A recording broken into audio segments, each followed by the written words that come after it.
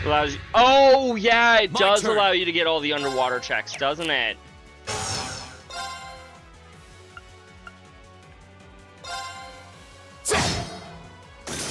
My turn.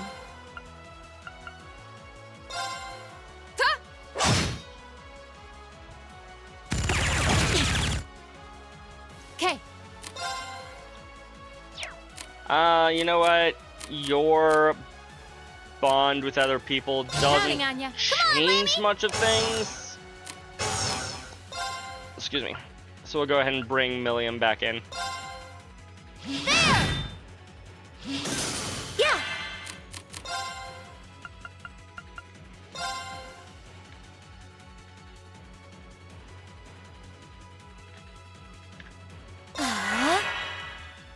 My turn.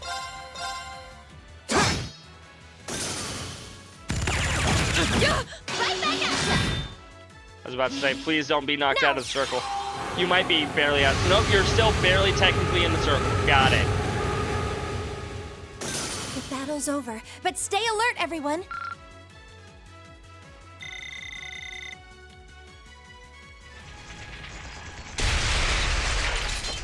No doubt about it. Those things were the same as the one we fought outside Legram. It seems a large number of them are on the loose inside the fortress. I'm guessing that's what got the soldiers we just saw, too. Seems so. They definitely look more like orbally powered archaisms than monsters. A little bit. So these are archaisms. Are you certain, Instructor? Yeah, they're a kind of autonomous weapon made by a rather unsavory group. And a real pain to deal with, too. You can mention their name is Ouroboros, Sarah. You've already mentioned that earlier. We need to hurry, but keep your wits about you. Understood. My turn. It's my turn. Right. Alrighty.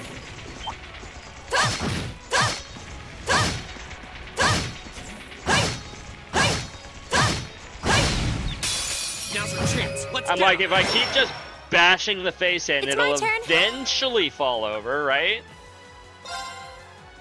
Yeah. Go.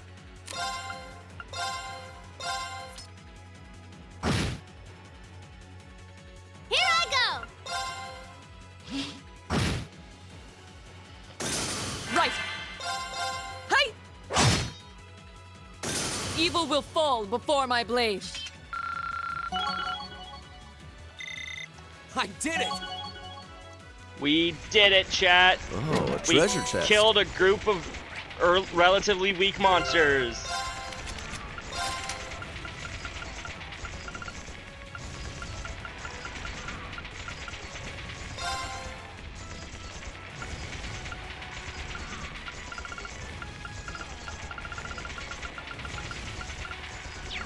Oh, that is a white thing.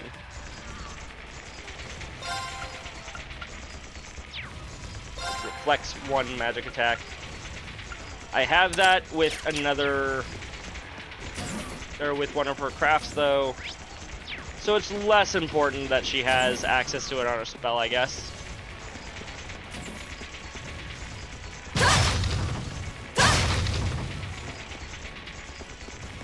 Huzzah, boxes with nothing in them. The advantage is up. Okay. Now! An opening. I'm so sorry. Go. Are you though, Emma? My turn. Are you sorry Of course. for beating up a robot? Evil will fall.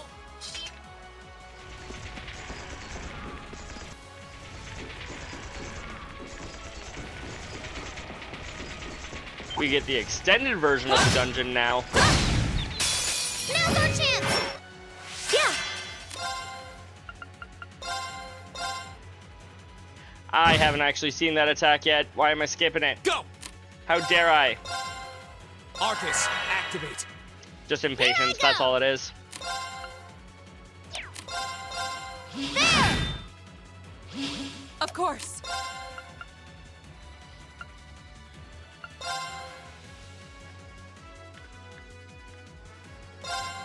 No escape! Evil will fall before my blade.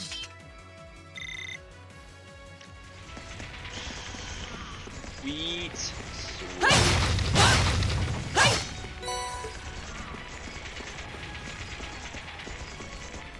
Look at how big a freaking sword she has. Area. Plenty of Archaeans wandering around here, too.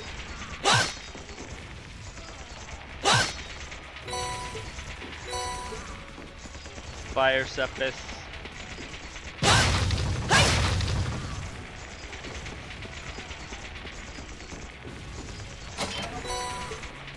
Zerum powder, very nice. Thank you, game.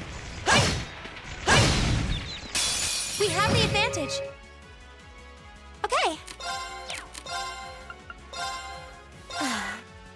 Go!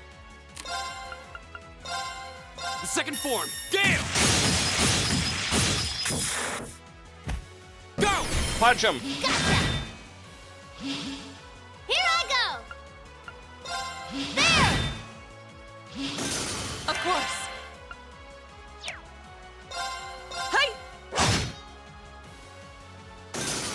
And last guy's gonna just die to this.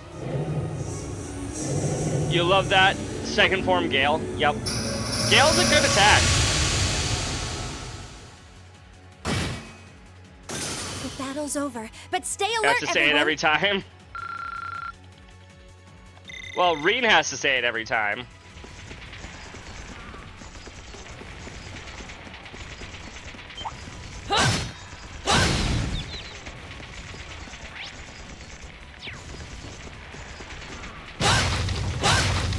So that's just, I think that's just because of how the game is programmed, not because he enjoys saying the word all the time. It's like the series Ultimate and Star Rail. I have to say it every time. It just sounds too cool. Yay, treasure! Understandable. Ooh, action 3.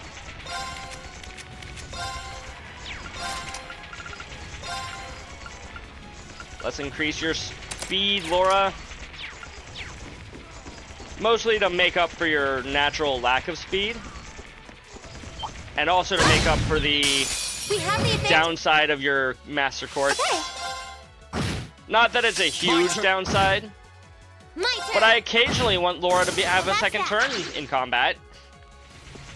Outside of just bosses.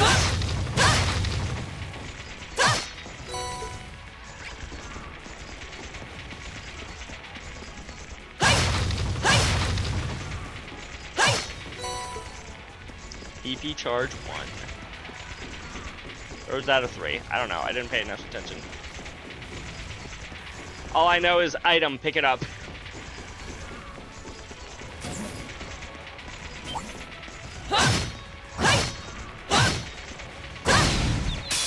We have the advantage. Okay. My turn.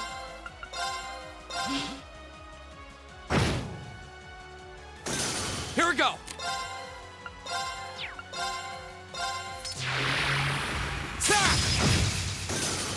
Of course. And now Laura can just come over here and go, boop. Evil will You're fall before dead. my blade. Nice, nice. Making Multiple progress. level ups. A matter of course. I'm just getting started. Getting up to the low 50s. Oh, a treasure chest. Not bad. Flare bomb.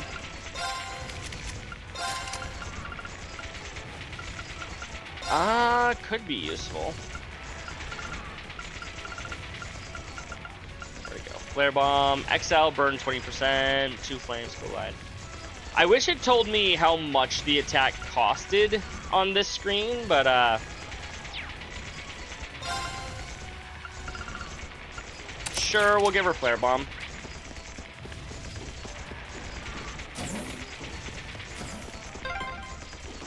We finally got around to the other side. The path to the right leads deeper into the fort. Let's keep moving. EP charge 2, Curia Bomb.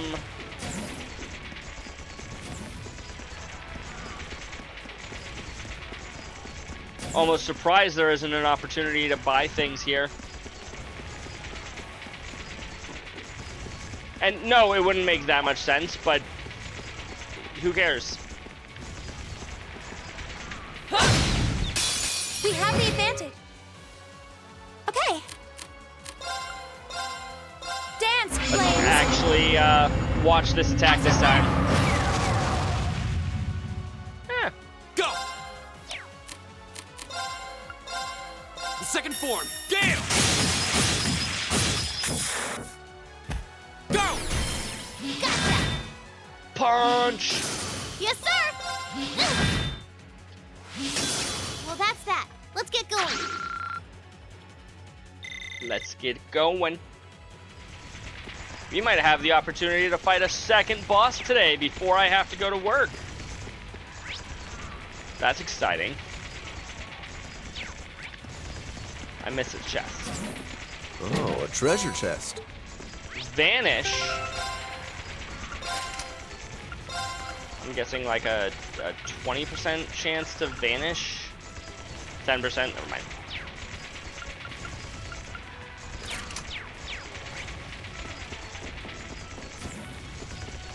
Blind is better than vanish, but that's beside Oh, the an point. open charging station! That door near it looks like it leads outside. It sure does. Can I Probably an please external activate corridor. the thing? Everyone, follow me. I'd rather you not talk about spoilers that happen beyond the current whatever's currently happening. If you want to talk about stuff that we've learned about in prior chapters of the game, go for it. Even though I've played this game, not everybody in chat has. Which is why I'd rather you not talk about stuff if it hasn't already been shown in-game. You don't remember when it happens? Yeah.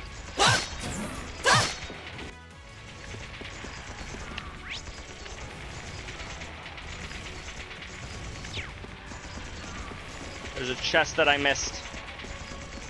Either that or I come... No, I think I come at it from the other side. Never mind. Never mind.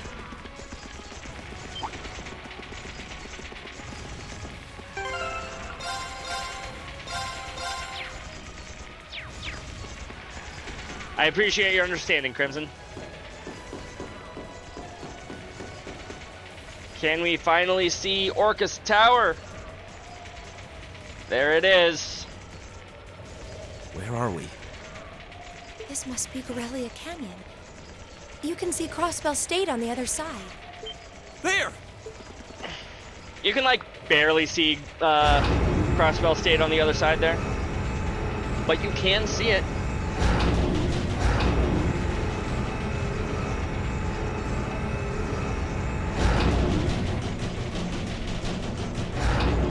Those are... The railway guns. They're enormous. They Sure are. Thanks, Milliam. Damn! How did they manage to get them prepped so fast? Don't tell me they're just gonna let them rip without even setting a target. Instructor! I think they have a target in mind. Are these control unit archaisms? Well, they're certainly not shy about bringing out the big guns. Ugh, we don't have time for this. We need to take these things out fast. Right there with you. Let's send these cretins to the scrap heap. Okie doke, let's get started! Go! You got it. All right, let's do this! Give it to me. Yeah.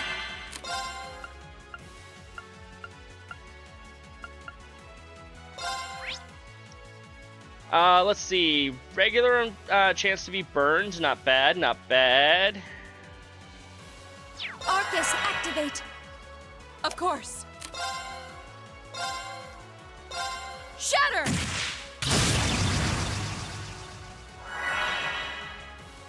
Here I go! Stat down is not immune. Unless these are two different enemies. No, they're the same enemy. Can you impede? You can impede. Thank you. Now's our chance! Go!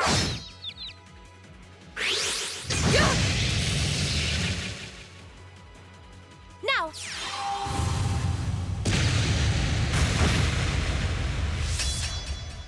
My turn!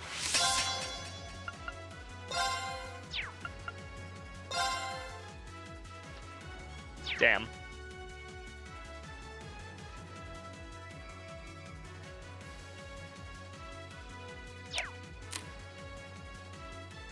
Let's try out our new Rise, great towers! new S-Break.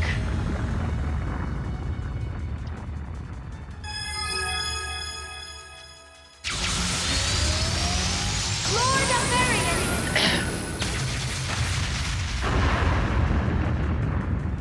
Rest in peace. My turn. That's some damage. All right, let's do this. Understood.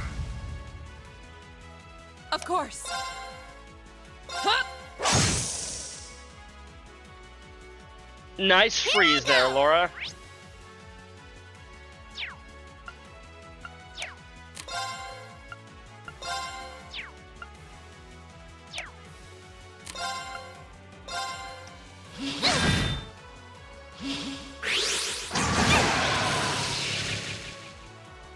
My turn.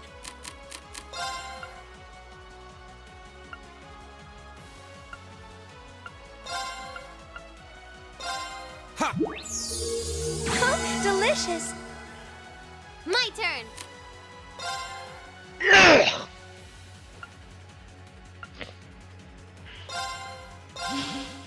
Blow 'em away!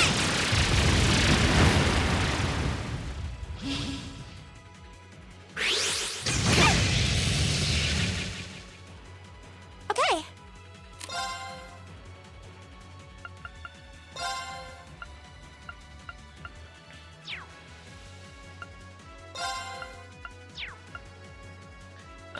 Yeah, no, flare bomb. Arcus, activate. Now!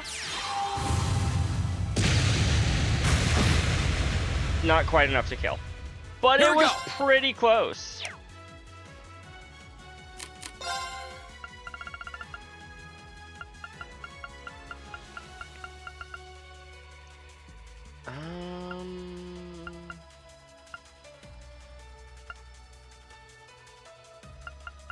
Might just go for a high. Ooh. This will also fill some EP. Delicious! Beautiful. Back off.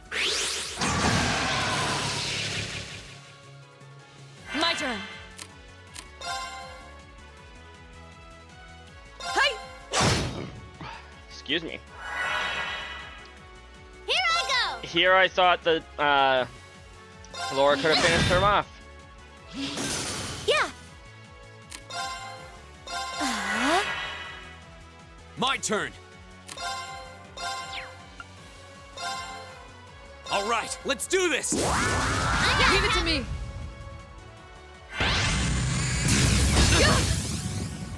Ow. Bad idea. Now! Good job, Milliam. Yes, sir.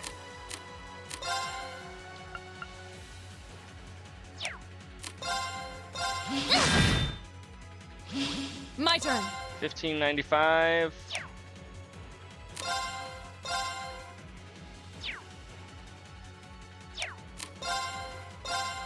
Hey! Yeah! 4,000 damage. I do not have any way of getting this to him Arcus, activate. on the crit turn. I can, however, just use Radiant Waltz. Radiant Blade Dance!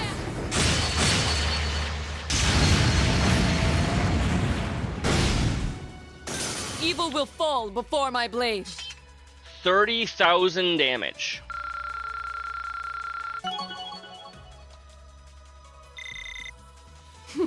I've only just begun. I really just gotta start using, like, buff up Laura, and then on the first crit turn, just go boom, S-Break, and probably one-shot most things. A self-destruct mechanism. Does their cowardice know no bounds? We're running out of time. I'm gonna go on ahead. Follow me as soon as you're sure it's safe to.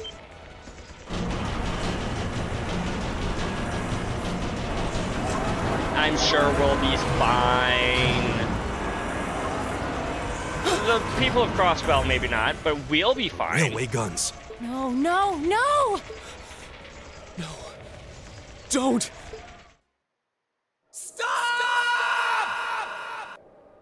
What was that, Reen? Don't stop? Okay. We won't stop.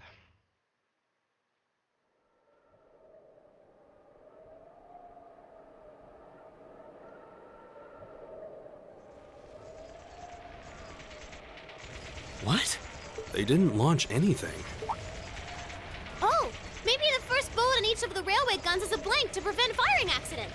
That's why it didn't go off. I forgot about that. What?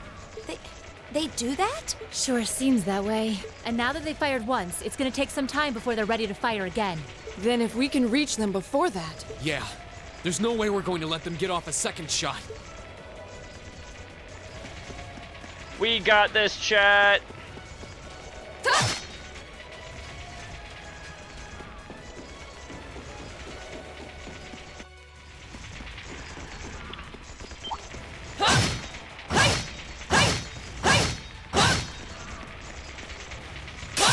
Bring it on! Not quite. It's fine, I suppose. There! Now's our chance! Let's go, everyone!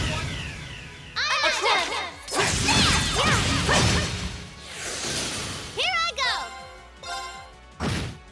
Well, that's that. Beautiful, beautiful. Where's the treasure chest? Not over here. In fact, there's nothing in those boxes.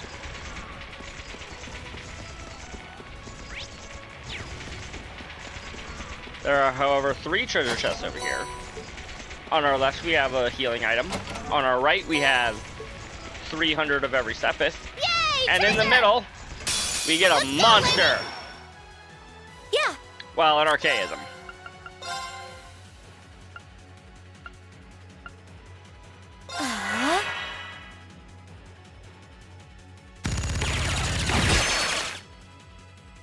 Good guard and good dodge. My turn. Arc slash. We got this. Yes, sir. Maybe. Here goes.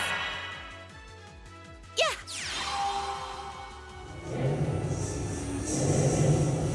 Grim butterflies. Come forth. Of course. Huh? Back off.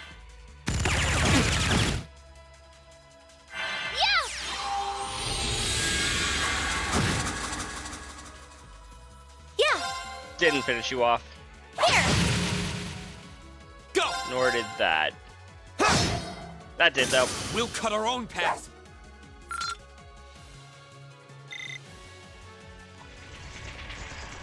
And we got Deep Ochre.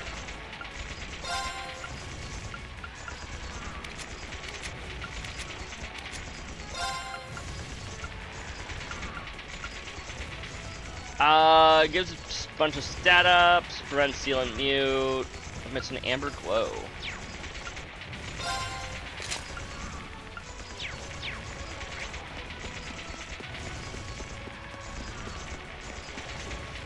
Nope, this way.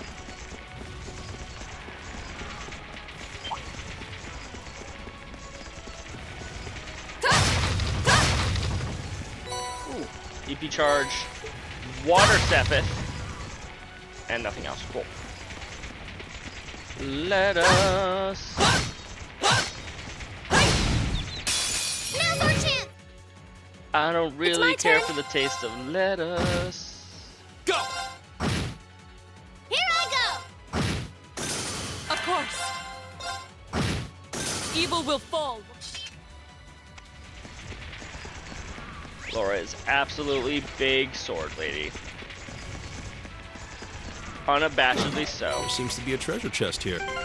There sure does, and just for that, you get to be the one that I look at.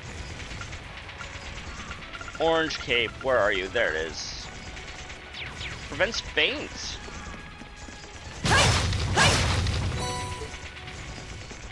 Or 15 Earth Sepith. No, that did say 30. I'm smart, I promise. Another storage area. Looks like we hang a left if we want to go through.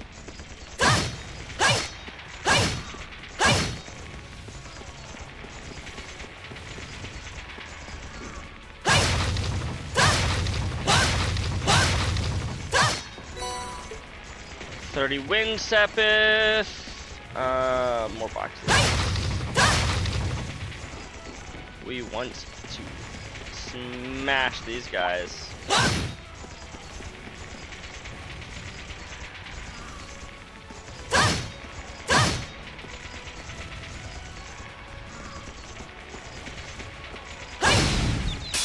Now's our chance. Okay. My turn. My turn. My turn. Yeah. Go. My turn. Alrighty. That was That's easy. that. Great.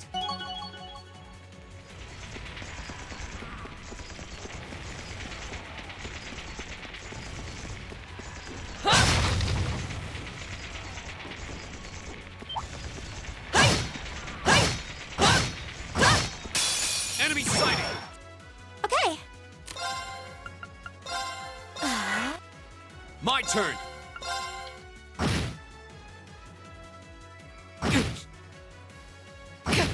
And we all died. Now's our chance. Go. Now. Grim Butterfly. Right. Laura, finish that one off. Evil you. will fall before my blade. Eustace A leveled up. matter of course.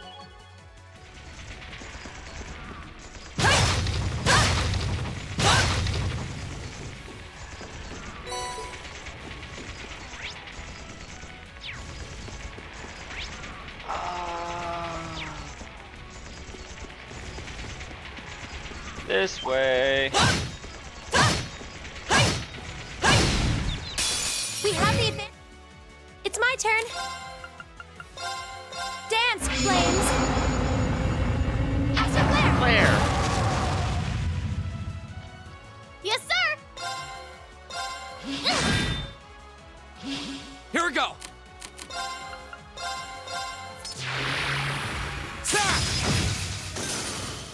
Right. Oh, I will say, Crimson, going back to the topic at hand, if you want to DM me about whatever it is you're wanting to discuss, I'd be more than willing to talk to you later. Just probably not here on stream. Well, that's that. Let's get going. If you're even still here. I'm not sure if you're still here or not. Oh, that's a beautiful looking treasure chest. Enemy sighted. Sure is. My turn.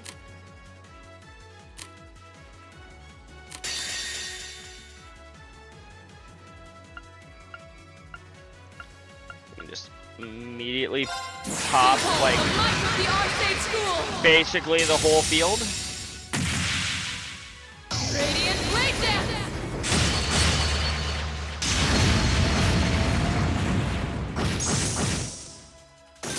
Here I go.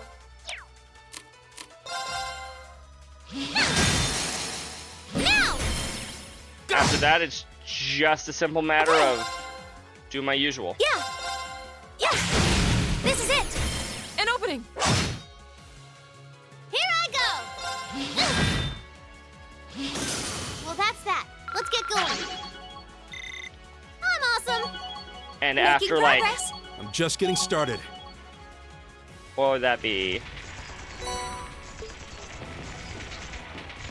Like, not even that many turns. in total, Laura's already going to have maximum CP again.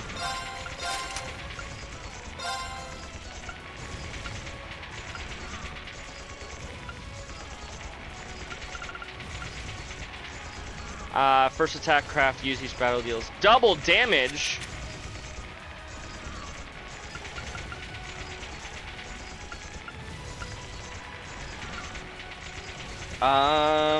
Who needs... Okay, yeah, I'm willing to sacrifice 10 attack power for double damage on her first attack every turn. Every fight, rather.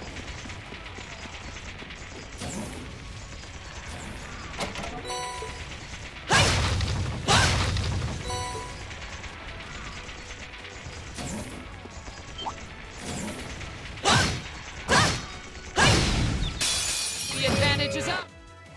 Yeah. Though I don't think I'll get to see that this fight, because we're just gonna slaughter everything. Battle's over, but stay alert, everyone.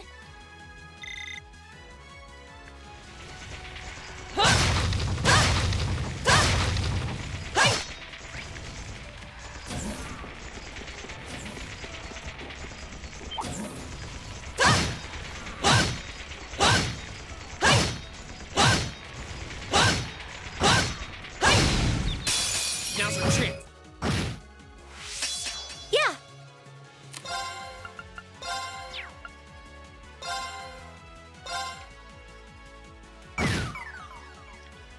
That doesn't My deal turn. nearly as much damage. Oh, excuse me.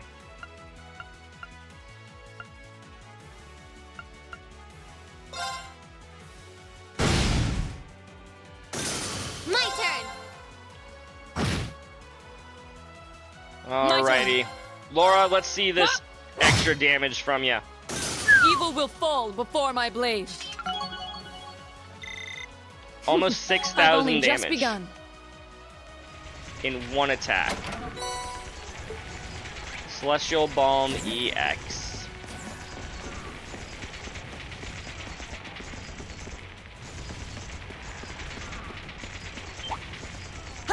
Bring it on.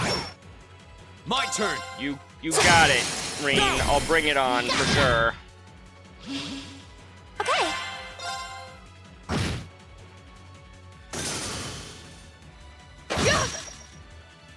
Yes, sir. Clearly I was attacking the wrong one. Of course. Huh! Evil will fall before my blade. Let me double check how this actually works. First attack craft each battle uses double damage. Or deals double damage.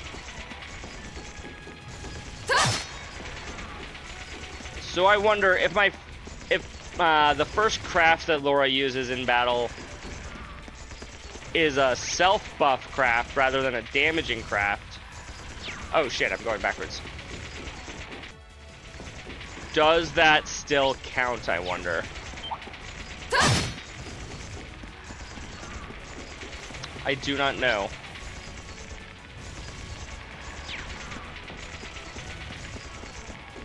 We been over here?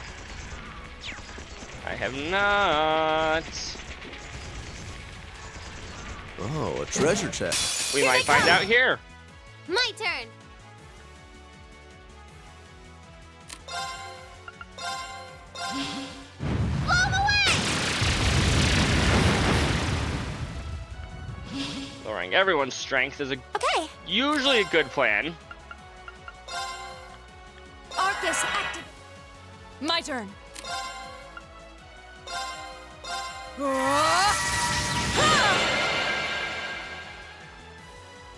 Oh no, you don't. Yeah, I have no idea if that's gonna count as double or not. Oh no, you don't.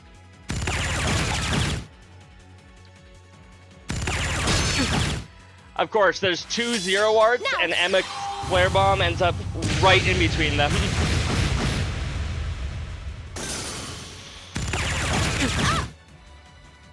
Here we go. The second form, Gale. My turn.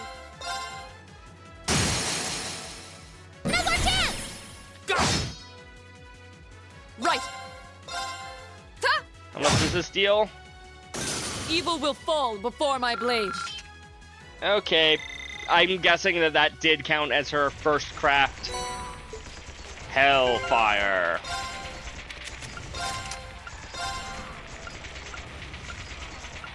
Actually, haven't I had a Hellfire? No, I had Heat Wave. Flame Tongue, Volcanic Rain, and Flare Bomb. Also grants 100 extra EP and 10 extra Arc Strength. Heck yes, that is going straight onto Emma. It's a raw upgrade to her already existing Flare Bomb skill.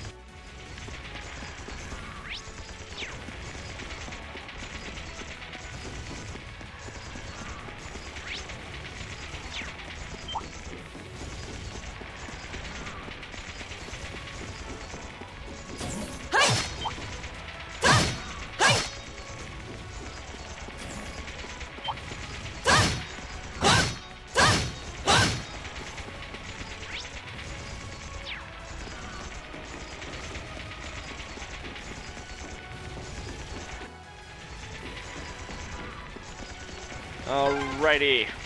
This is the freight platform. We finally made it to the other side. Sure We have. gotta be close. Just need to head up that staircase over there. Yay, treasure! Shield 3. Does anybody even run shield in my current build? Using the word build is a choice word, but accurate.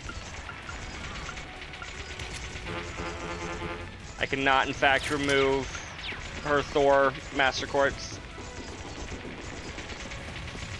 And because I didn't carry over my items, I don't even have the one that I obtained in my first playthrough. No.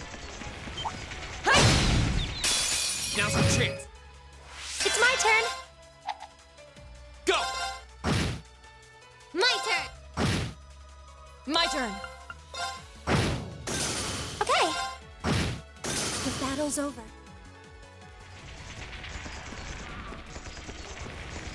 Now I wonder if, oh, hello.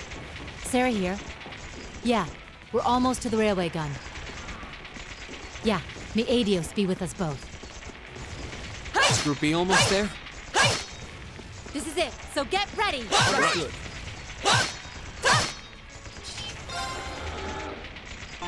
Thank you. I can finally actually use this thing.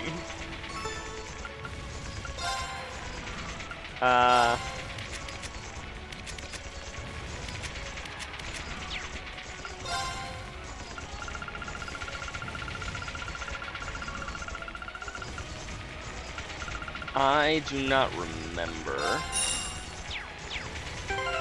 if this works the way that I want it to.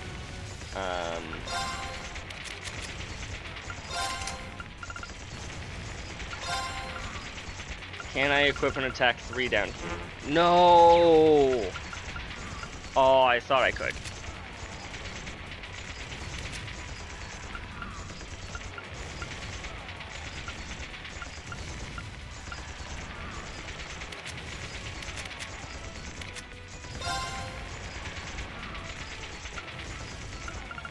I can give you an additional attack 3 or upgrade your attack 2 to an attack 3 though.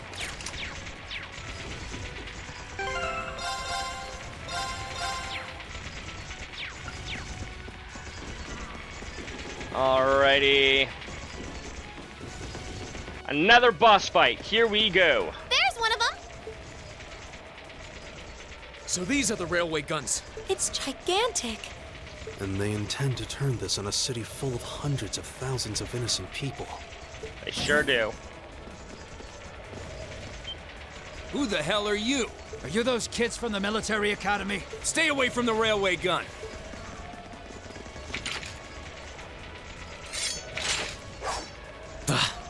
Enough from you! We need to take them down as quickly as possible. We have nothing Sure to do. fear. Okay. This is early. Yeah, it is. I have a very late shift tonight. Nightwolf. Wow, I wasn't expecting to see you with a raid this... afternoon. I would have expected you to come in later tonight, but I wasn't expecting to see you on an early stream like this. Once again, let me give you a shout out there. They were seen playing Fairy Tail. Ooh, I've watched some of Fairy Tail. Arcus, activate. How is the Fairy Tail video game going? Hi, Nightwolf. How are you today? Ha, missed. Yes, sir! Yeah!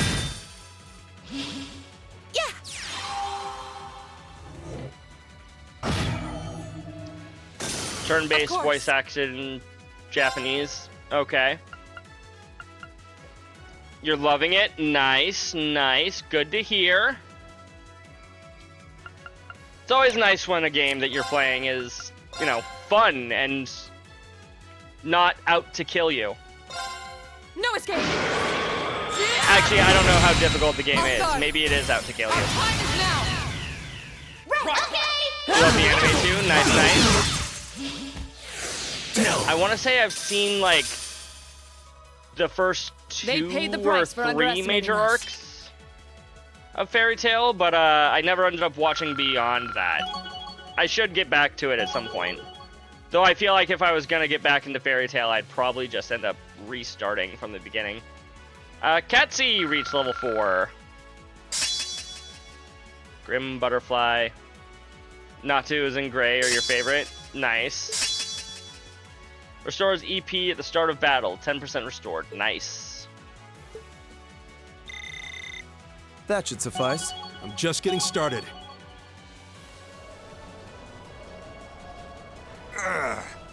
No. This isn't the first time I've crossed swords with the Imperial Liberation Front. And they were just as easy the last time, Laura. They don't seem really strong, just really obstinate. Yeah. What would push them to go this far? We can discuss that later. Money. What part am I at? I am at Garrelia Fortress. Right. We need to stop the railway gun first. We have the railway guns pointed at Crossbell. And we have to try to stop them.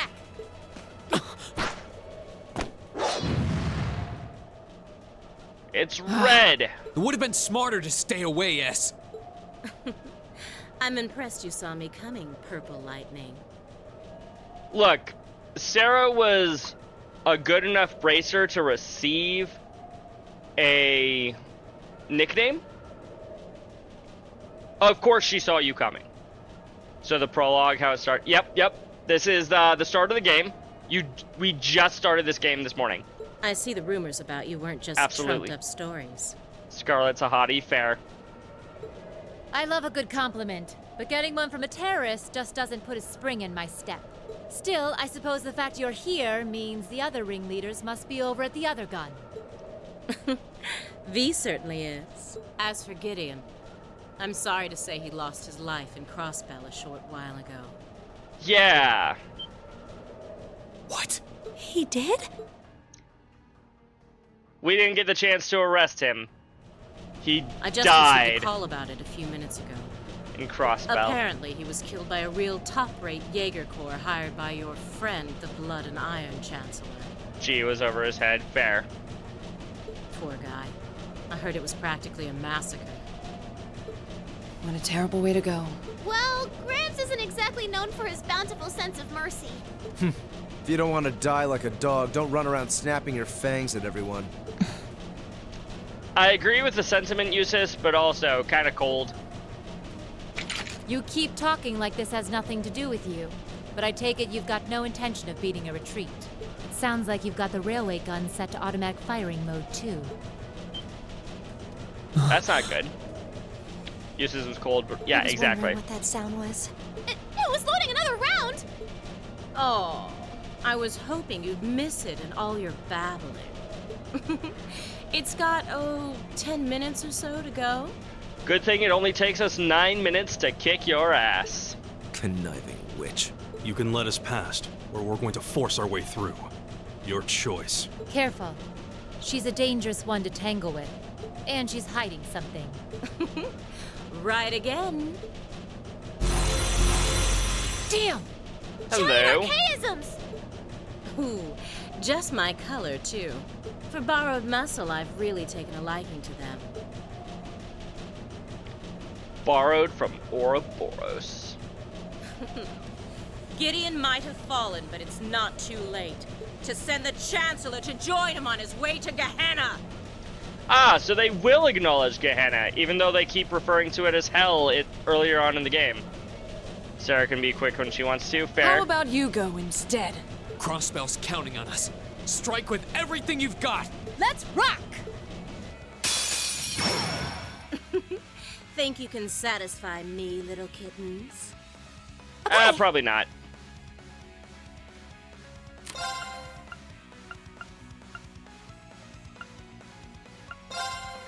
Oh, Moon, shield us from harm. Here I go!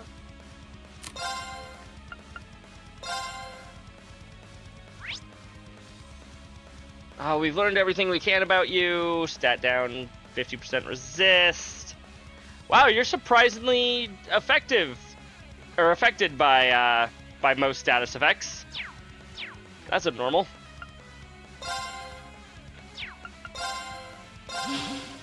Blow him away!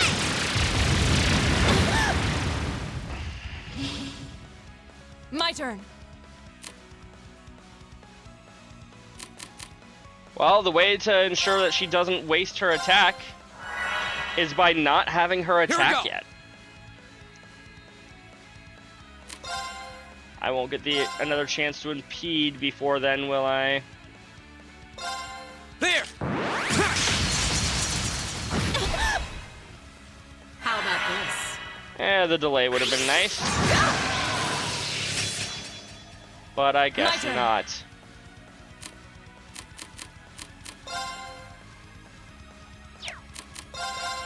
Yeah.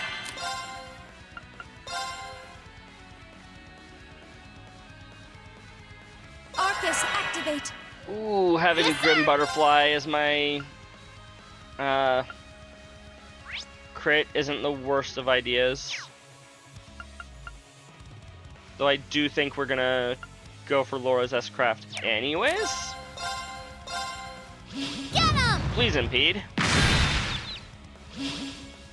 My Knockout, nice.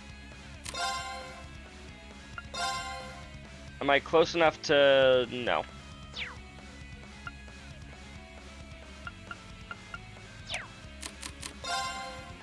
Nope. That was a good theory. If I could just move over to where Laura is and then get that, but no.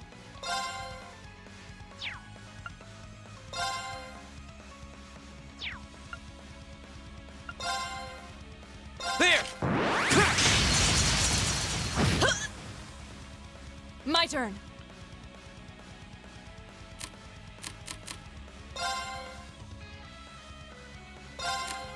Now. Dang it!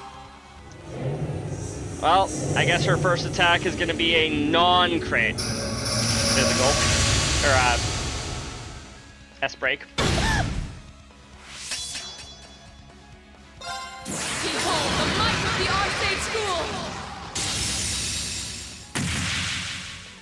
Radiant Blade Dance!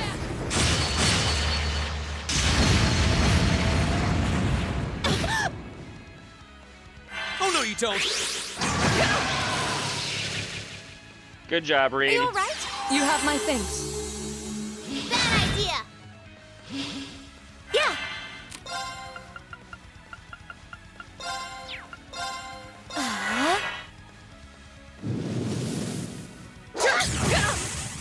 Ow. Go!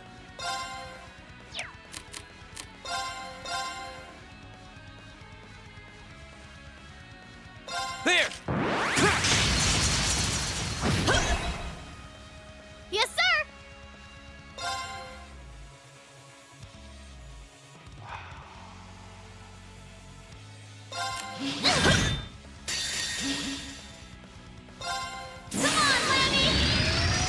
get that crit. I don't even care if this kills. I just want the crit so that they can't have the crit.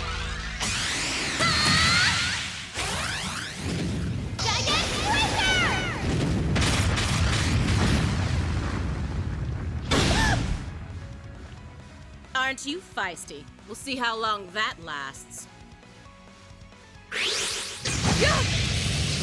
Yeah, I imagine I'm not going to be very feisty for that much longer. How about this? Of course. My turn. There. Now's our chance. Okay. Oh, hey, it actually impeded her. Or not impeded, we knew it would impede. It actually delayed her, though. That part's a surprise.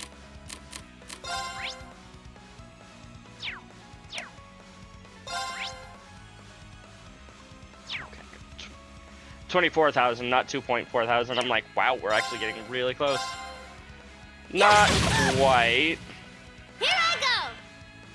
We're not exactly super far away, but... Hope you like pain. See ya! Right back up!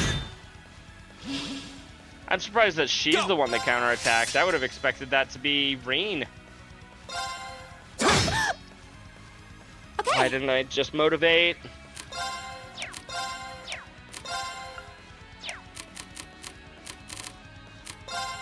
Or better yet, use an item.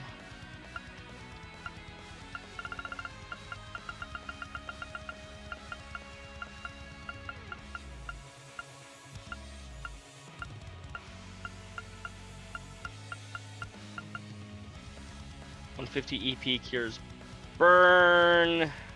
Maybe.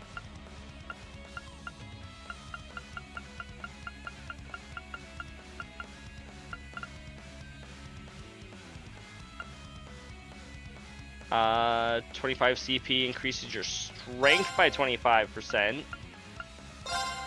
Yeah! Delicious. My turn!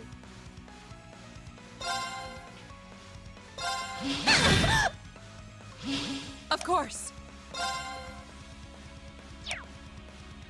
My strength has been increased by 25%, I think. Yes.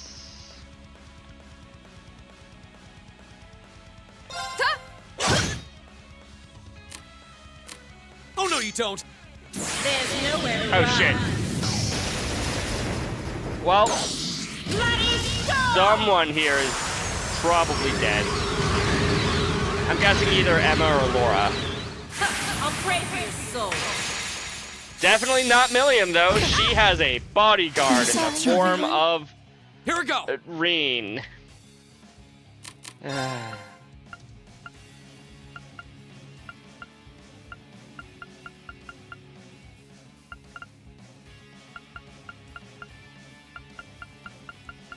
KO, KO. Where's my Cures KO?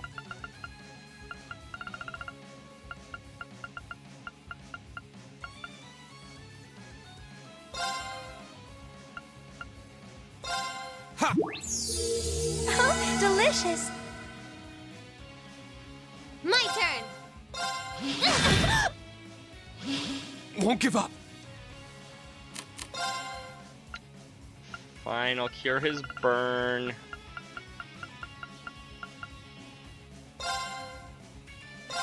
Ha! Ooh, that's good.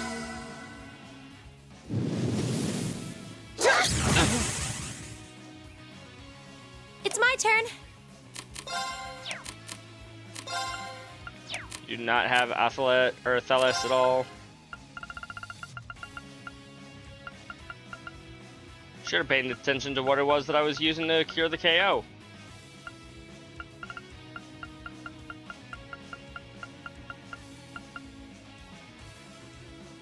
Mixed gelato. Yeah! Delicious. Yes, sir!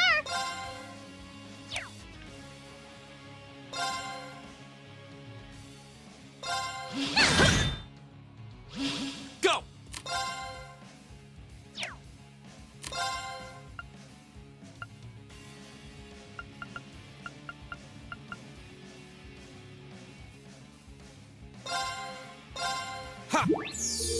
Delicious.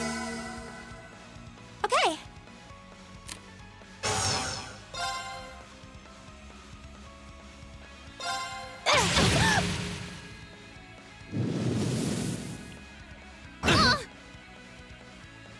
Right.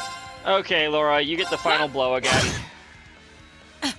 How humiliating. This time not with a counterattack, Evil will but she fall did get the final before my blow again. blade.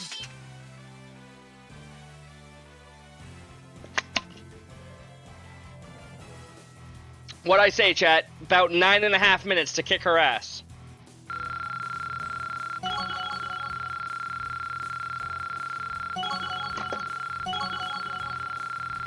And ignore the fact that there were also like 30 seconds of talking beforehand. It only took us 9.5 minutes. I did it!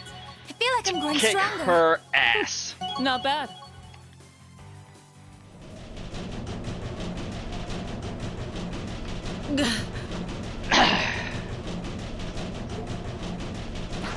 No!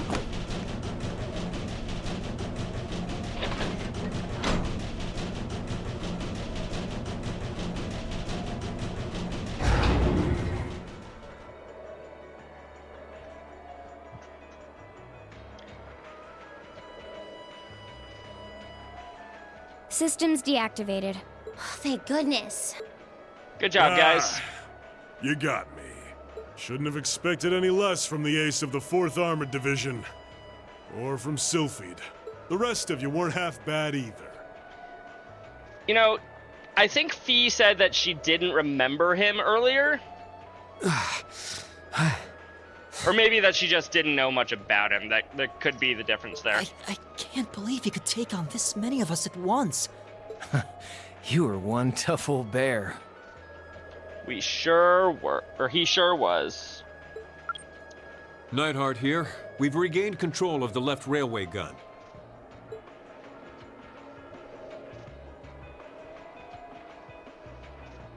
And we've deactivated the right wing's railway gun over here.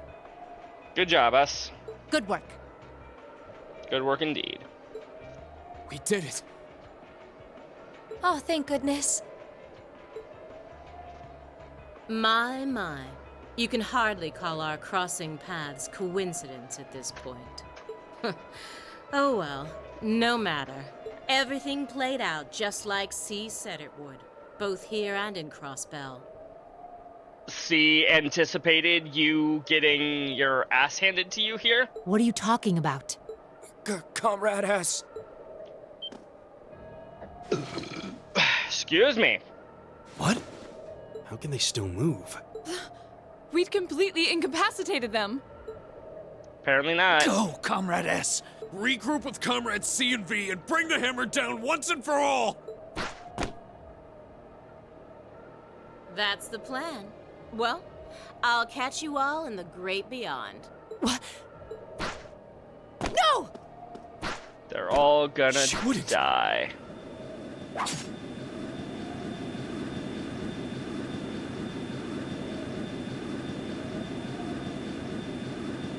Damn.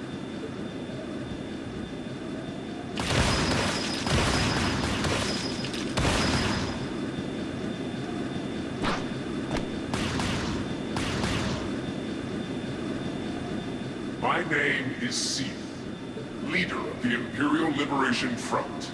Oh man, it's C. Allow me to extend my congratulations. You did well, fending off our two-pronged attack here and in Crossbell. But you would be foolish to assume this is the end of it. Are you sure that it isn't the end of it? The hammer of judgment shall fall again. I'm ready. Are you?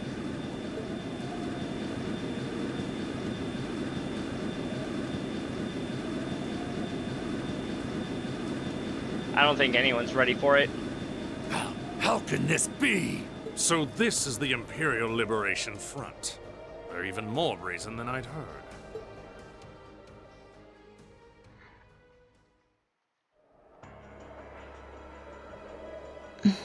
So C was here after all. Who is he anyway?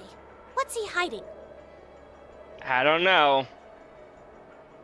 Probably a long laundry list. Even the intelligence division's drawing a blank trying to gather info on him. At least this time we managed to capture some of them alive. And they will talk.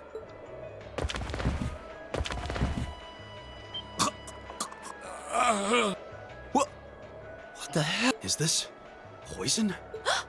What? This is bad. I guess they won't be talking anymore. Looks like these guys all swallowed neurotoxin capsules. I don't think we're gonna be able to save them. I doubt it'll work, but I'm gonna try to neutralize the poison. Emma, if you got any herbs you think might help, give me a hand here. Of course. Of course, Sarah just has a syringe on her. Do you think they'll pull through? Not sure. I'd give them 50-50 maybe. Even if we can keep them alive, there's no guarantee they'll regain consciousness. Why? Why would they go this far? These are the kinds of people we're dealing with. Yep, they are crazy. With some quick thinking, hard fighting, and a little luck, we were able to stop a potentially devastating terrorist attack in its tracks. But with the political climate as it was, this incident, overshadowed by the crisis in Crossbell, was never made public. In the days that followed, we still felt shaken, our eyes newly opened to the dangers facing our homeland, both outside and within. Ooh, Chapter 5 ends. Drinks are on me someday. Someday. I'm guessing... Honestly, I'm guessing a B. Good No, I got an A? showing, everyone. Okay, never mind. Never mind. Reen, guess we're writing a book now? Indeed. That being said, it is 3:30. Do I want to keep going? I could. I don't need to start getting ready for another hour-ish. Maybe longer, even. Yeah, we'll keep going.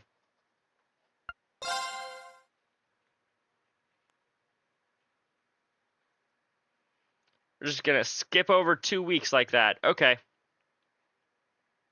Half a month after the incident at Corellia Fortress, a sense of lingering unease still hung over the Empire. The government increased patrols by the Railway Military Police as part of their counter-terrorism measures, while the Noble faction bolstered their provincial armies. There were even rumors that they'd hired several Jaeger Corps.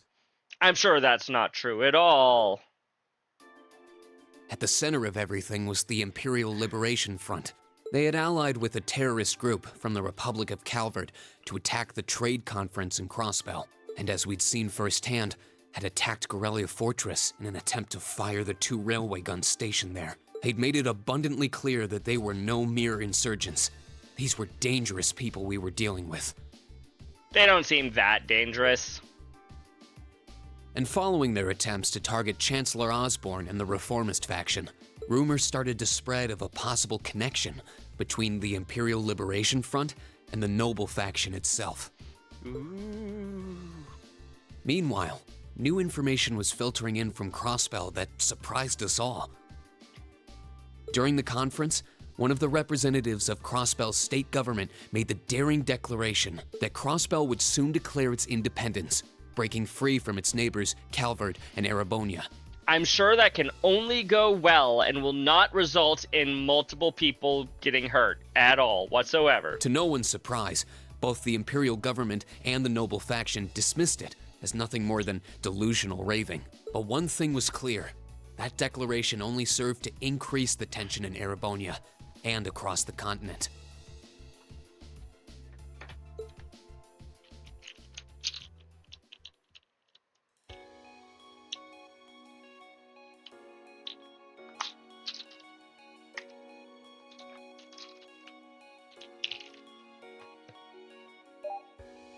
Kitty!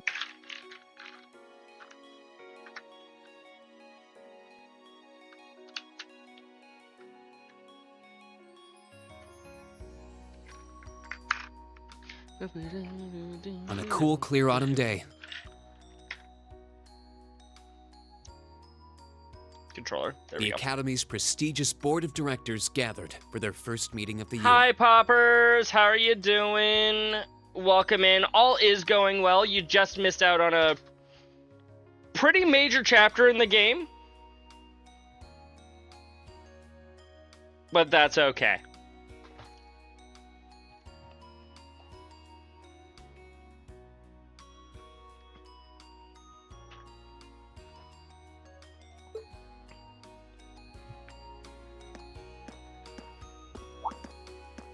Mueller. Doing good, just got home from work and now I'm playing some Monster Hunter Wilds. Great game, great game. What's your weapon? What's your weapon of choice?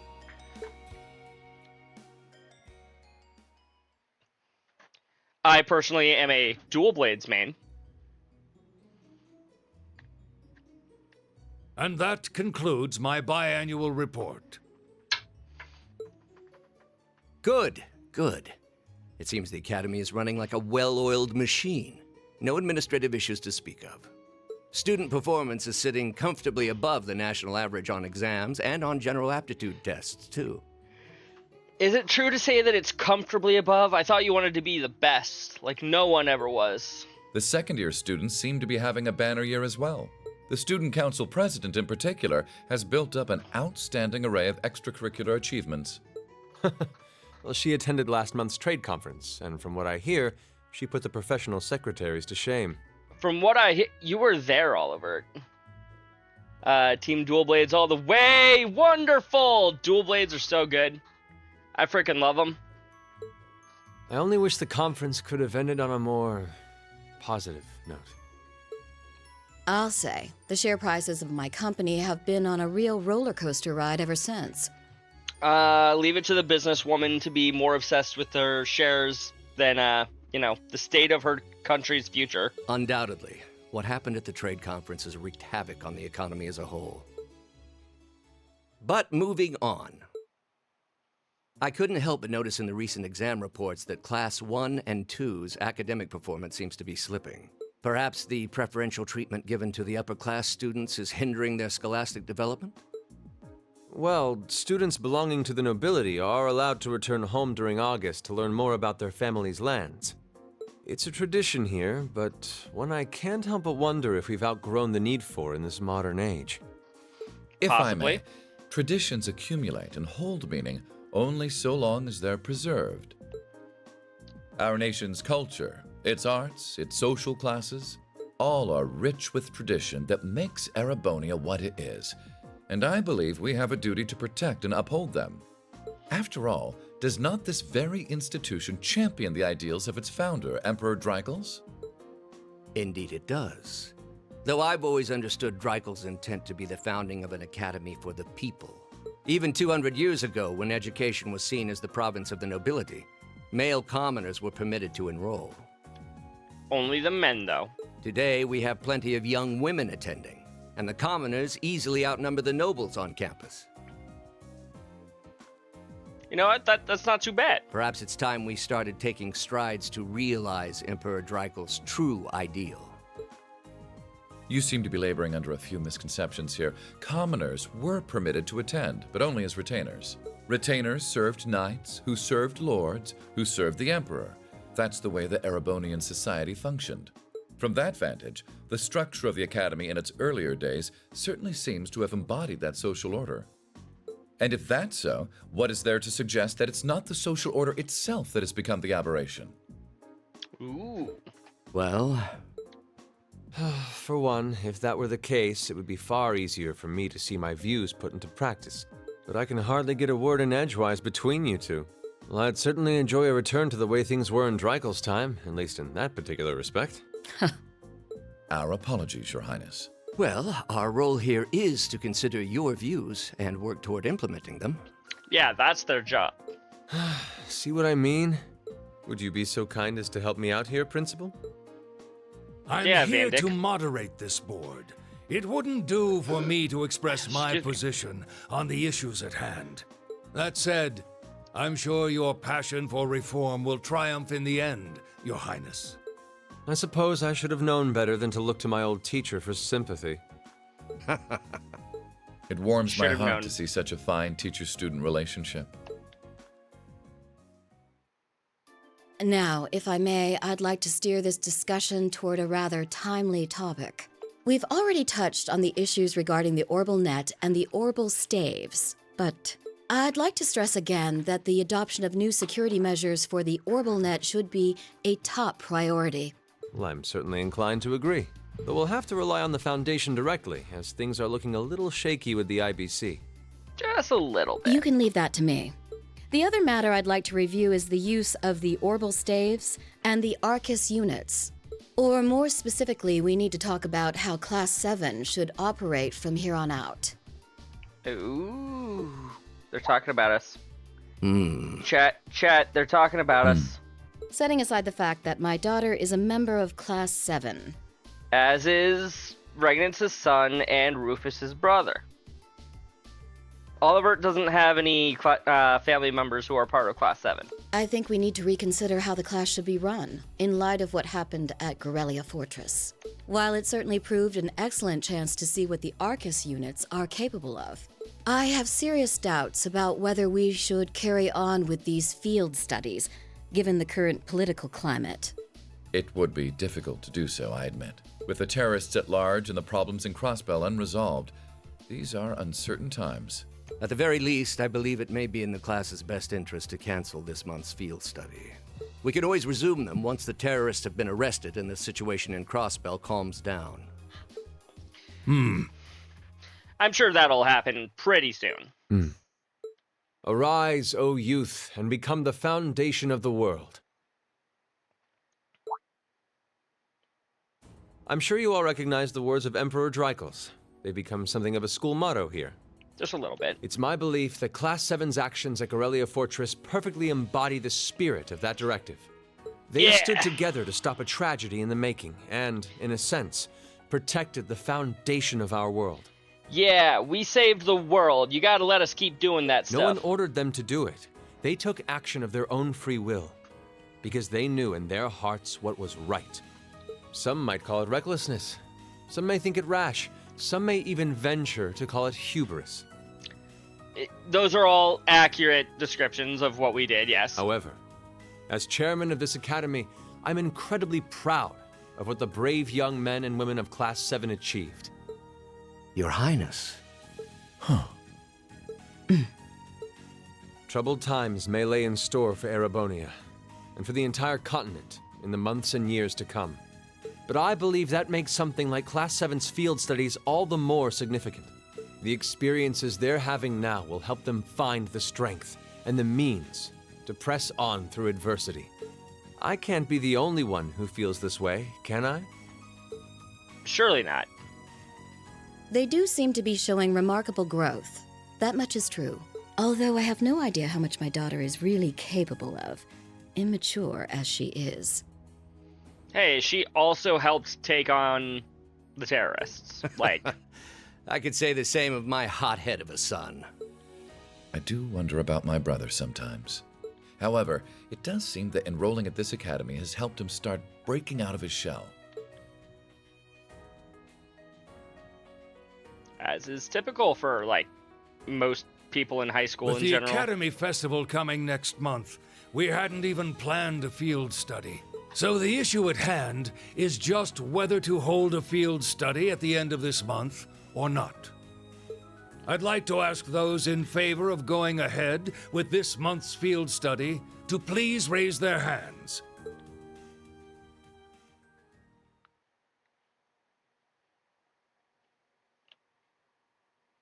Special homeroom. All right, I'd like to begin by taking everyone's ideas for our class's part in the school festival.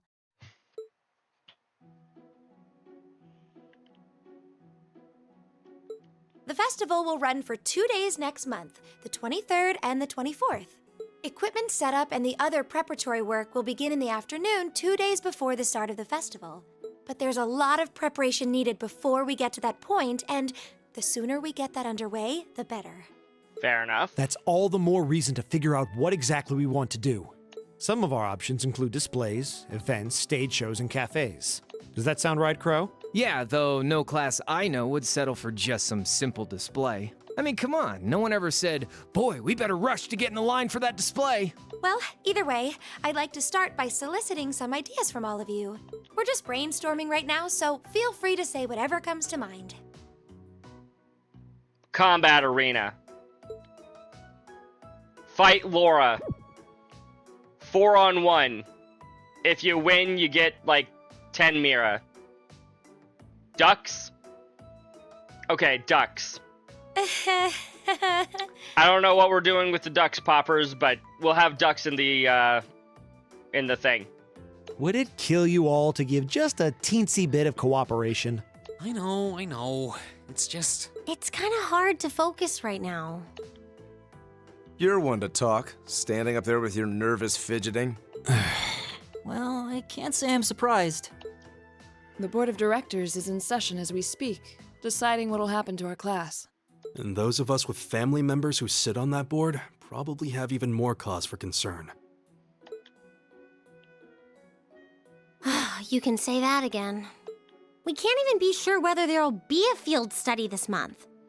True. That's about the long and short of it. With everything that happened during last month's field study, it honestly wouldn't surprise me if they just canceled it. I can't say I have any particular feelings of attachment to our field studies, but I refuse to accept needless changes to our curriculum, especially with my brother involved in the decision-making process. Yeah, I can see what you mean. Makes sense That's to me. understandable. We also have to account for the fact that going on our field study means that much less time to prepare for the festival. So, as you can see, it presents a bit of a problem. Man, look at you guys taking this all seriously. Yeah, Crow. That's what good students do. We take things like this seriously. I probably should have asked a little earlier, but what's this festival you guys keep talking about? Wait, seriously? She's not even, like, 14 yet. Or, she's, like, maybe 14. 13? 15? I forget how old she actually is. Oh, I'm sorry. I should have gone over that for your benefit. Every year, the students here organize and put on a school-wide festival. There are stage events, food stalls, and all kinds of things to see and do. And it generally falls to each of the first-year classes to provide the main attractions. Yeah, participating is optional for the second years, since by this point they're usually focusing on their future careers. Oh, and each of the clubs generally get involved too. Huh, that sounds fun. In that case, we have to do something. We can't just let the other classes roll over us because we're small. You say that, but I've already had one of the girls from Class 1 bluster up to me declaring that this time victory will be all ours. Let me guess, Ferris? What? It must have been Ferris. That sounds exactly like something she'd say. Well, Class 1 does seem to have had it in for us ever since the midterm results were announced. If it's all the same, I'd rather not see the House of High Arms claim yet another nominal victory. But we need to account for the fact that our class is markedly smaller than theirs is. That's certainly true. It'd help if we at least knew what the other classes are doing. They are doing stalls and food stands. It kind of seems like everyone's having trouble staying focused. And displays. Come on, everyone, get it together. Instructor Sarah?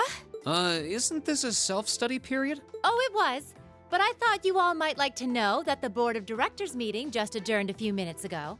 So I decided to skip along down here and be the first to break the news. Then? What about our next field study? Are we still on?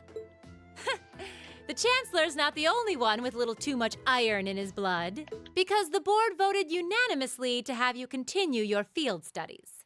Woo! You mean it? So that's how it is. You know, even though they're always hard work, I actually feel a little relieved.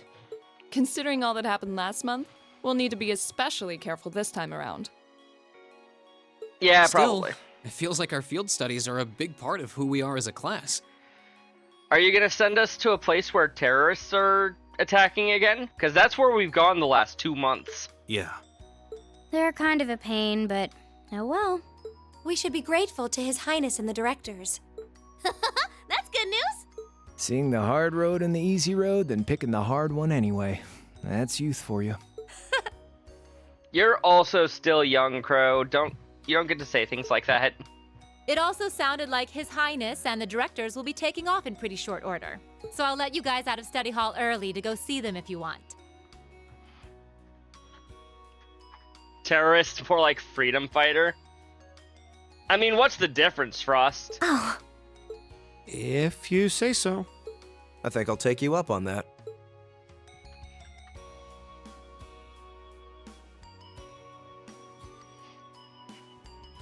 Hi, Sharon.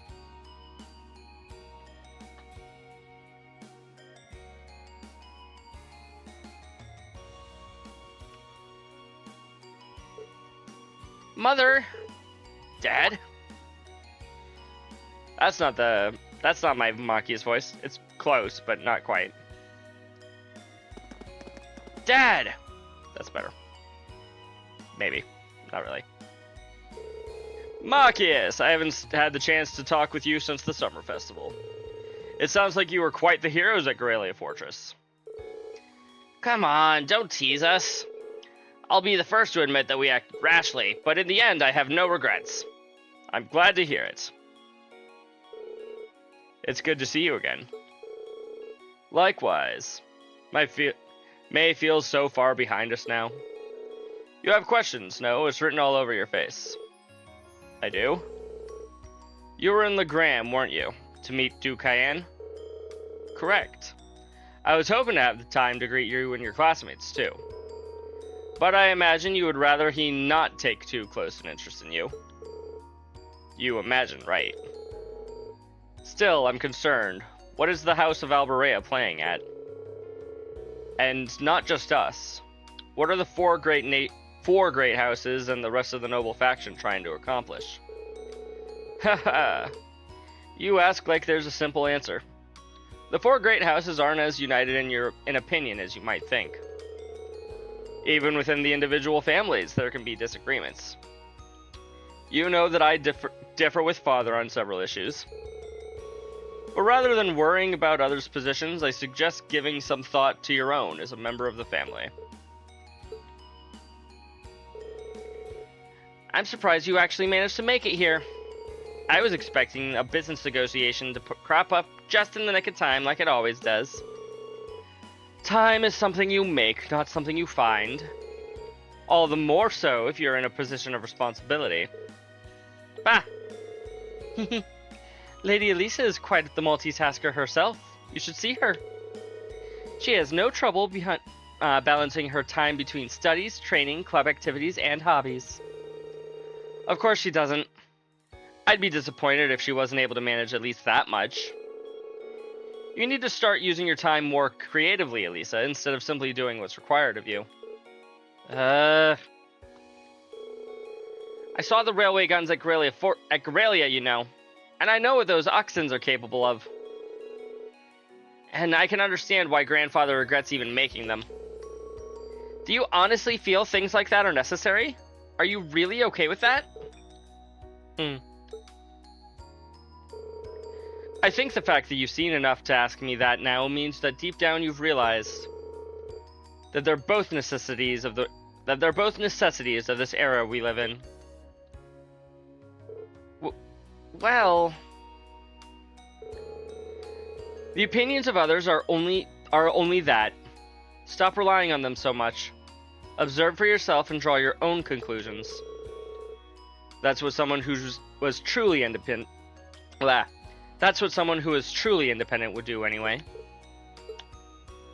Still, I wasn't expecting to find myself indebted to you again so soon. Thank you, Matt Mercer, for coming to my aid. Without your intervention, the Chancellor and I would have met our maker in Crossbow. Don't mention it. We're just relieved you're all okay, Your Highness. Indeed. I'm glad you were able to focus on making a positive contribution at the conference. I wish I could tell you that's exactly what I did, but I could scarcely find a place to chime in once the Chancellor and the Republic's president got going. Though the mayor of Crossbell managed to dumbfound even them. True. I presume you're referring to his proposal for Crossbell's independence? Hard to believe it could actually happen. Well, as long as both Erebonia and Calvard refuse to accept it, the likelihood of it actually happening is incredibly low. Still, they're planning to hold a referendum on the issue to see if the population is in favor of it. So there'll be plenty more chances for disputes to break out over the issue. Well, neither of them want to lose all that sweet tax revenue from Crossbell. Half of it flows into the provinces too, so fat chance the noble faction's gonna take that lying down. I'm sure it won't happen. It won't be able to work out. Milliam. I swear, this kid has all the delicacy of a rock to the face. So you're Milliam, are you? Your name seems to have come up with increasing frequency lately. Well, I was hoping for a chance to see the famous Eric Getlem in action, though. Oh, sure thing. Come on, Lamp! Whoa there. Cool your jets. I'm not sure this is the best place to call out Eric Getlem. Just a hunch. Lame. I'm sure you'll get to see him soon enough, Oliver. Objection overruled. That could have gotten messy. Honestly, it would save us all a lot of trouble if you could just refrain from saying whatever pops into your mind, too. Lame. Oh, who might you be? It's Mueller. Say, are you from the Vander family? The one who serves as the prince's bodyguard? Oh, did Neidhart mention me? You sure did. I'm Mueller Vander of the 7th Armored Division. I was with the prince at the conference in Crossbell, so I'm in your debt as well. Yeah, you better be in our debt. Glad to be able to thank you personally. The honor is ours, sir. It's an honor to meet a member of the esteemed Vander family. Ah, so you're the Radiant Blade Master's daughter.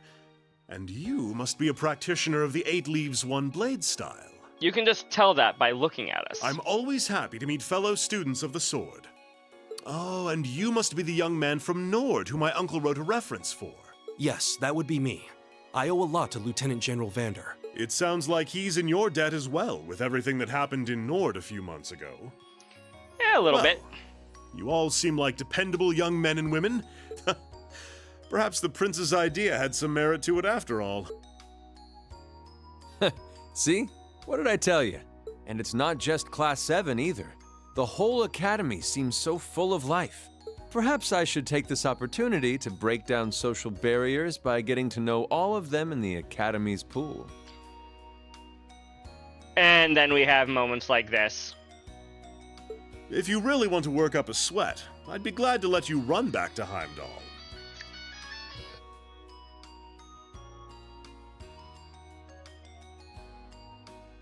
Apologies. If you kept up a good sprint, I'll bet you could even make it in a couple hours. You'd actually make me do it, too. Cruelty. My name is Mueller. It's like their hearts practically beat in sync. That's certainly one way to look at it. I wonder how long they've known each other. Longer than some of you have been alive.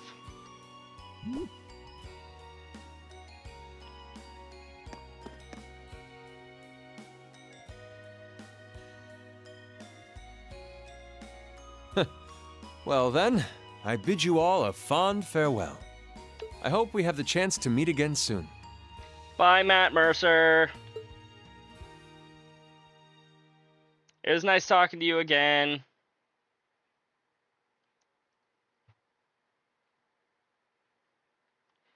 And now we skip another few days because we needed the day before a free day. 3 days had passed since the board of directors handed down their decision. With the assurance that our field studies would continue, we finally turned our attention to the next month's festival.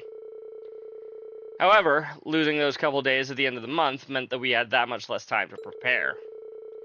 And no matter how much we brainstormed, we couldn't think of any really compelling ideas our small class could pull off. Eventually.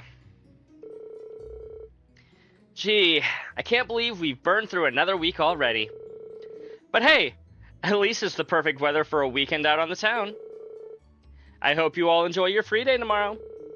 Especially since you've got another practical exam coming up on next Wednesday. You couldn't just send us with "have a good weekend," could you? Heh. It wouldn't be the instructor Sarah if she didn't throw in a little dash of torment. And then we have this month's field study coming up at the end of next week, right? Yep. Just like we've been planning. We might have made a few changes to the original itinerary, but nothing major. I'll tell you all about it once where you're headed after the practical exam. So until then, just keep on guessing. Yeah, you don't need to make it into some sort of dramatic revelation. She always does, though. Ooh! I can't wait to find out where we're gonna go this time!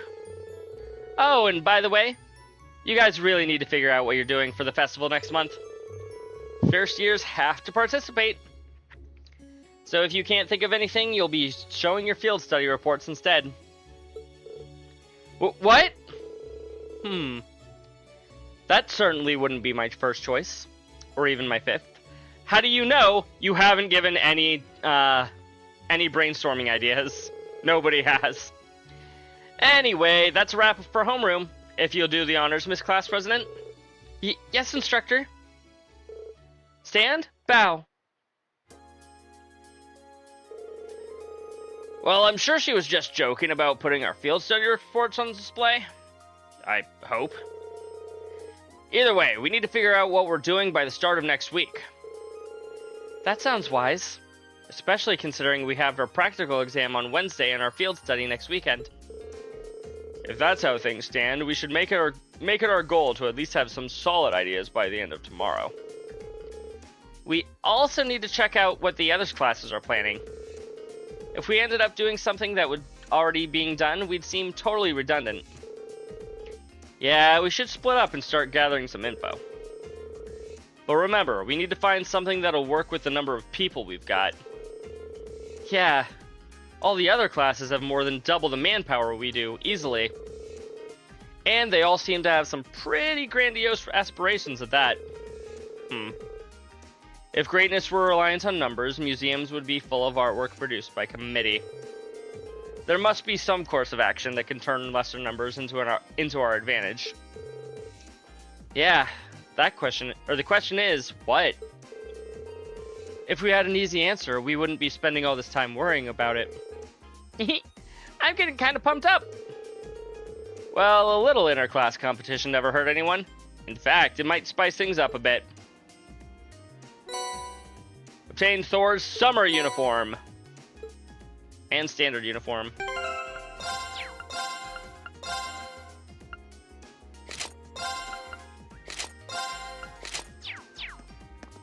I guess it's back to standard uniform for the story, probably, if I had to guess. Yeah.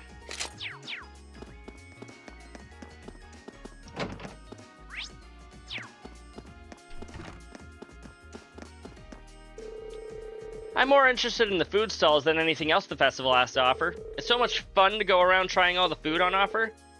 My mouth's already watering. Controller, thank you. Thank you.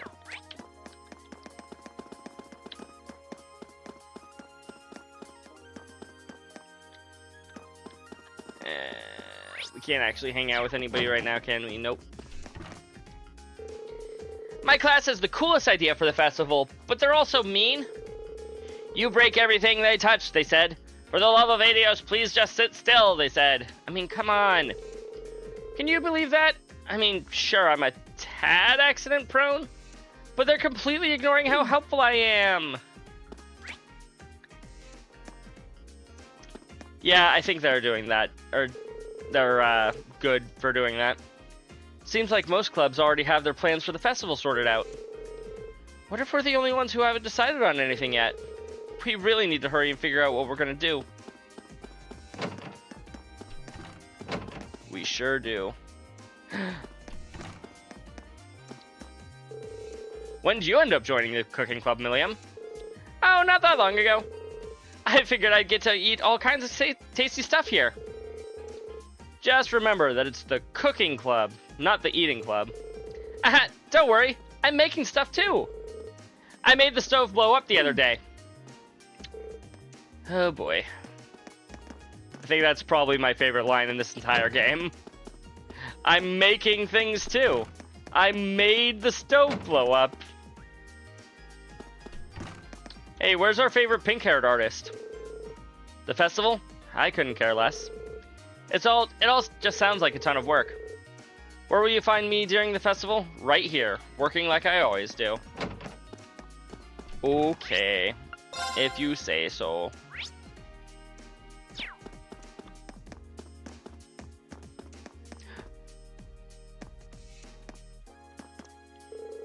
Beloved Vincent, whatever will you be up to during the festival?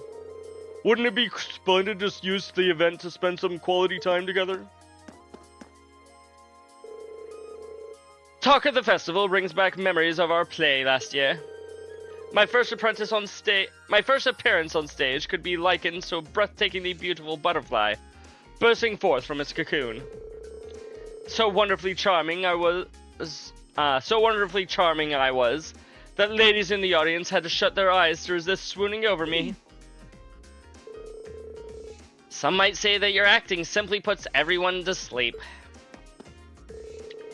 His acting last year was a truly sorry sight. One can only hope that our operator's world's better. Hopefully. Anybody here? No one important. Oh, hey, Rosine. Yes. If possible, I would like to guide some children from the town through the festival. My Rosine, you're certainly jumping into the sister lifestyle with both feet, aren't you? Well, I see no issue with that, so go, round up those kids and bring them along. What a relief. Thank you so much, instructor. Not at all, not at all. Keep up the good work at the church. Do I have anything new? No.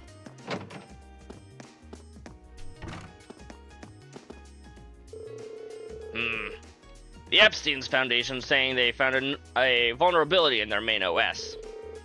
It might be in ours too, actually. I'll have to take a look and fix it up if I find it. I've never really mentioned this, but you're pretty amazing with computers, Instructor Makarov. I guess. It's all such a pain, though. I'd really rather not have to do this stuff. Oh, hi, Sarah. Try and come up with an idea for this festival soonish, okay? Though I guess that's easier said than done with the board's decision to go forward with your next field study. I know, we're pretty limited on the time we can devote to brainstorming. Well, either way, better find some ideas knocking around sooner instead of waiting till the last minute. The longer you take, the more of the vice principal's angry ranting I'll have to endure. We'll do everything we can.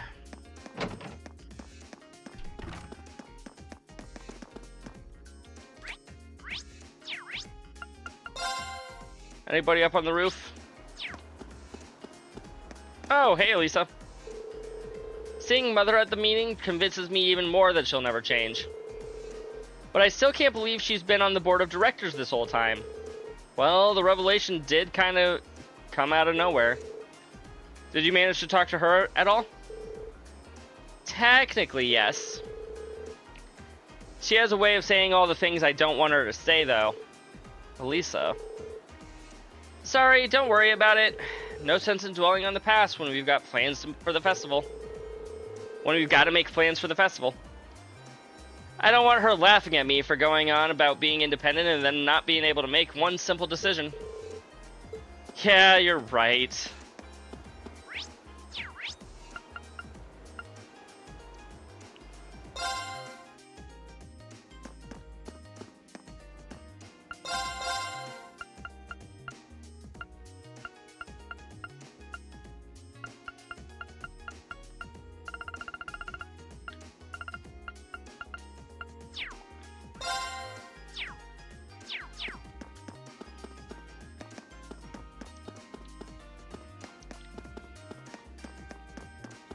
Okay.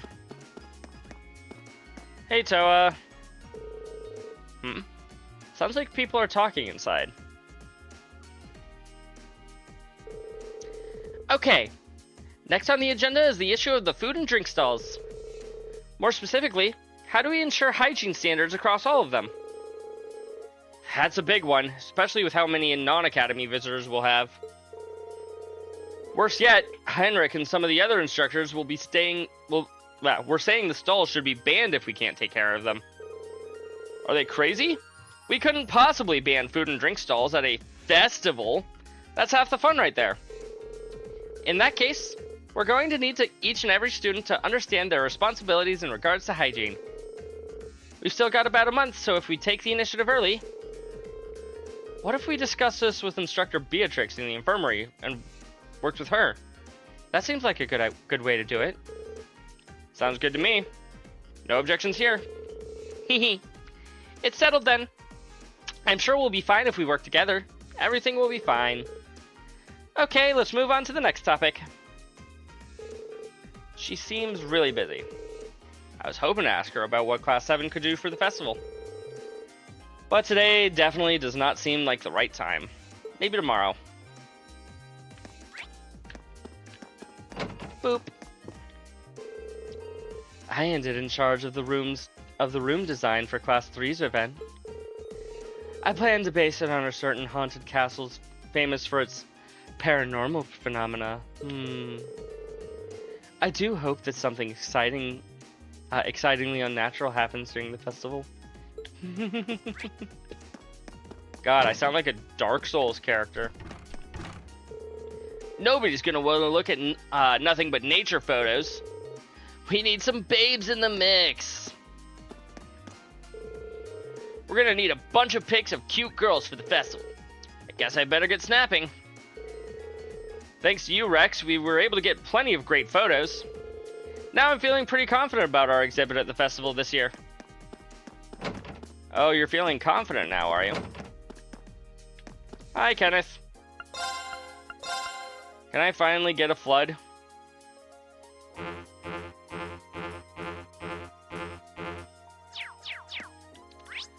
One moment, Kenneth. I will be back in just a second.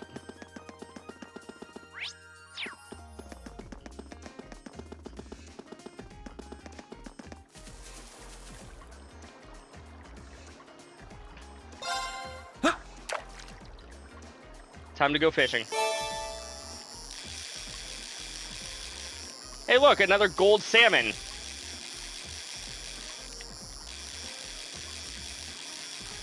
Who would have known they would end up in our lake? Especially since I'm pretty sure it was said that they were a river fish. Now that's a catch. Okay.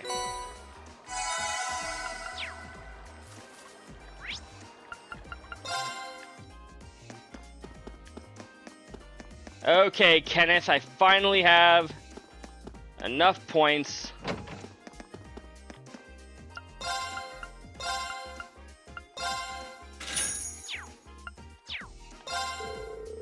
Everyone sure is excited for the festival.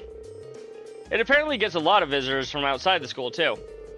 My class has some big plans for the festival, so maybe I should set up something for the club, too. You know, the club with all of 2 members in it. One of which was kind of forced into being a part of the club. Hey, Dorothy! What did you think about the outline I gave you, Dorothy? Well, I like it. I like the fact that it's focused on boys' adolescence. But unlike my work, which hinges on indulging a lady's fantasies, yours is more subtle. Artful, even. This is perfect! This is exactly the kind of thing I've always wanted to read.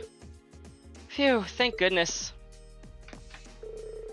I planned out a story for an exclusively female audience, but Emma took it and turned it into something with crossover appeal. She's a great writer, so it makes sense that she was able to strike a balance. We're planning on putting together a collection of short stories for the festival next month. At first, I was worried about the material the club wanted to include, but I was able to steer them in a better direction. Phew, that's such a relief. Oh boy.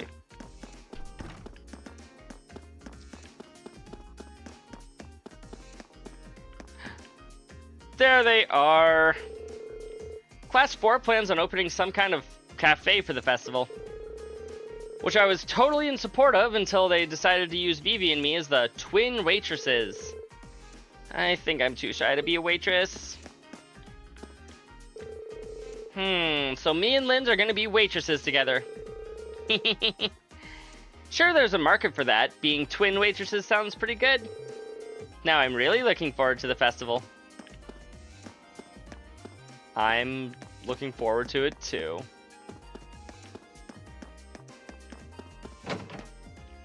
Mwahaha.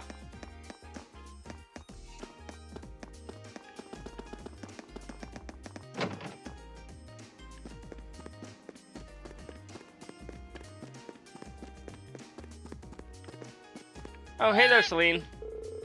Oh, decided to make a little visit to the academy today, did you? I'm kind of at a loss as to what our class could do for the festival. You wouldn't happen to have any good ideas, would you? Reen, I'm a cat. What was that? Meow. Just kidding. We'll figure something out, probably.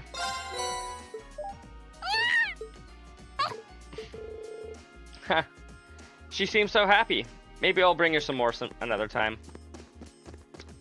Yeah, I'm definitely not getting the reward for feeding Celine every single chapter, because I've missed it already several times.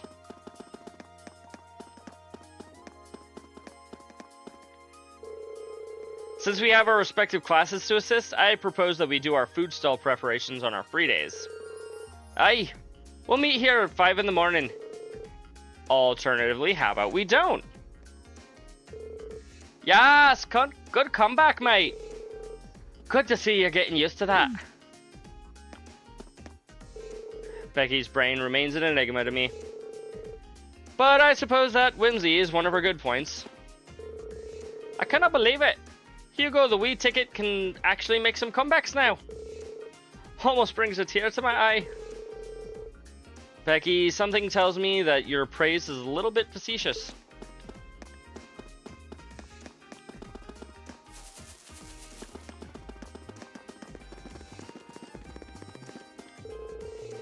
We've pretty much locked down our festival plans over in Class 5. I'm thinking about helping the writing club instead, though. Mainly because I'd like to put the things I've learned here to use.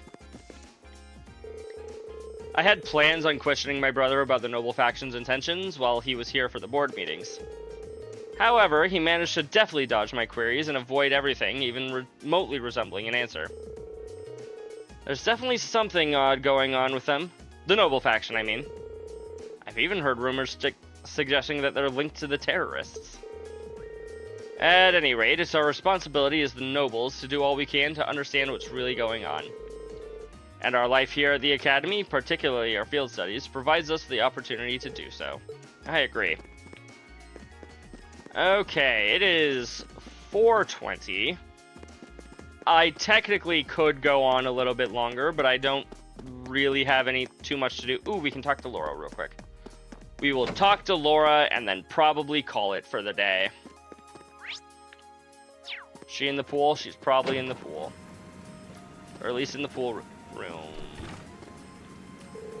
Man, summer just flew by. We need to get used to swimming in the cold, and fast. Especially since it's going to be like this all the way up until next summer. Today, I'd like you to try the butterfly stroke. Really? Isn't that a little advanced? I mean, you can swim 50 arc now, Monica. Don't worry. It takes some time to get used to, but I'm sure you'll be able to manage. If you put in the time to practice every day, you should have it down faster than you think.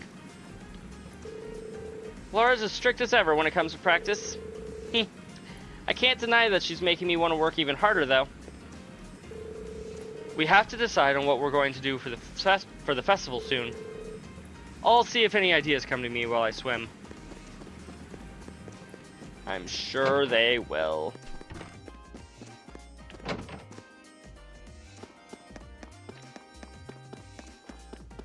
Unless there's a hidden quest today that I'm unaware of, I think that's a good place to call it for the night.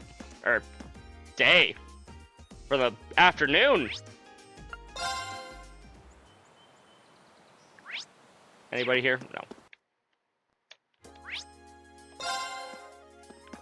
I will be streaming again tonight at my usual time. Well, just call it my usual time has a bit of a weird feeling to it, because, you know, I've been streaming at different times every day, or every week for the past few weeks. Either way, we will be heading out now. Who is available to raid? Ooh, Autumn's doing some Minish Cap. She sounds like a great person to be raiding right now. Let's raid her. As usual, subscribers can use this message to go and give Autumn some much needed love. We all could use some love in our lives. And I will see you all tonight. It'll be about 11 for me by the time I start streaming. I don't know what time that'll be for everyone in chat, but 11 for me. Everyone have a good night. I'll talk to you later. Bye!